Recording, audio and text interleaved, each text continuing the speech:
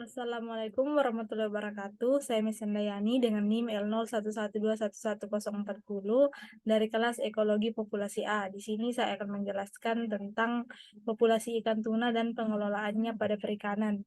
Yang pertama yaitu definisi, di mana ikan merupakan suatu kegiatan utama ilmu pada bidang perikanan, terutama karena pertumbuhannya. Individu ikan merupakan proses biologis mendasar dalam dinamika populasi dan sebagian besar model dinamika populasi untuk menilai dan mengelola populasi ikan didasarkan pada usia. Meskipun beberapa spesies ikan memiliki harapan hidup yang relatif pendek, sebagian besar memiliki rentang hidup lebih dari 1 tahun, dan banyak di antaranya yang mencapai usia lebih dari 20 tahun. Menyoroti pentingnya memperkirakan usia dan pertumbuhan mereka, model pertumbuhan digunakan dalam penilaian stok untuk mengubah pengukuran panjang tangkapan menjadi pengukuran umur dan untuk memodelkan angka berdasarkan umur populasi dan proses penangkapan ikan dari waktu ke waktu. Yang kedua yaitu pertumbuhan ikan, di mana model pertumbuhan menggambarkan perubahan panjang atau berat badan sebagai fungsi usia. Kurva pertumbuhan dapat mempunyai bentuk yang berbeda-beda, mulai dari yang relatif sederhana yaitu kurva pertumbuhan von Bertalanffy V, hingga yang lebih kompleks yaitu kurva pertumbuhan 2 atau 3 bait. 3 metode utama telah dilakukan untuk memperkirakan kurva pertumbuhan dalam ilmu perikanan. Semakin pentingnya mempelajari pertumbuhan ikan dalam ilmu perikanan telah difasilitasi oleh hal tersebut, ukuran atau kondisi tubuh, dan tidak berubah sepanjang waktu. Biomasa stok pemijahan umumnya tidak memperhitungkan variabilitas tahunan dari parameter riwayat hidup yang saling terkait seperti pertumbuhan dan kematangan yang diketahui bervariasi dari waktu ke waktu. Mengingat permasalahan ini, terdapat kebutuhan yang jelas untuk mempelajari secara konversif variasi pertumbuhan antara tahunan yang pada gilirannya akan memungkinkan pemahaman tentang mekanisme mendasar yang mengatur variabilitas tahunan dalam produksi telur, serta meningkatkan kapasitas untuk memproduksi telur, menjelaskan variabilitas dalam perekrutan. Relatif mudah untuk menentukan umur ikan dibandingkan organisme lain.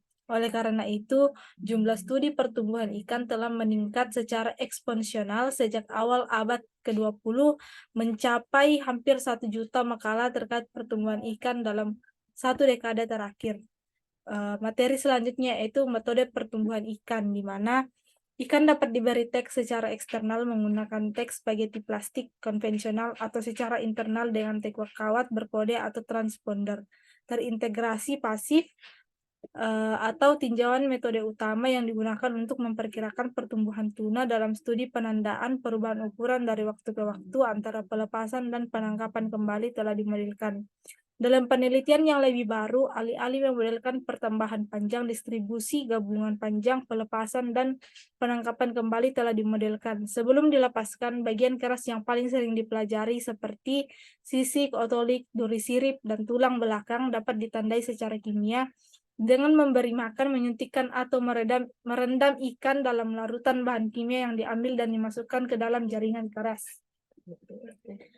Materi selanjutnya yaitu genotip, di mana genotip merupakan proses menentukan polimorfisme di antara rangkaian nukleotida individu menggunakan pengujian biologis dan membandingkannya dengan rangkaian individu lain atau rangkaian referensi.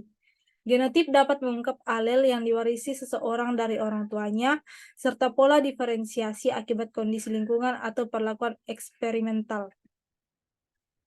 Secara umum, genotip biasanya melibatkan pembuatan varian genom spesifik alel diikuti dengan deteksi untuk penentuan genotip selama tahun 1990-an.